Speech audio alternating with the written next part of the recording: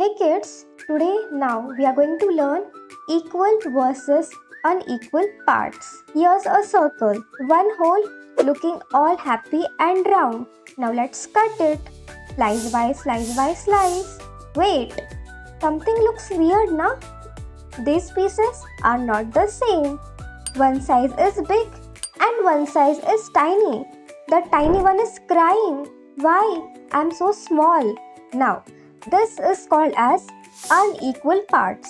And guess what? Unequal parts are not the fractions. Now, let's fix it.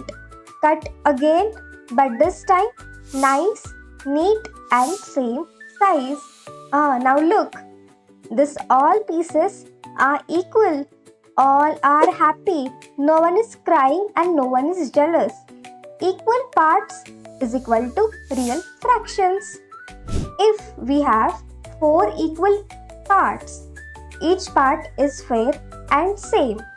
So remember, big slice plus tiny slice is not a fraction.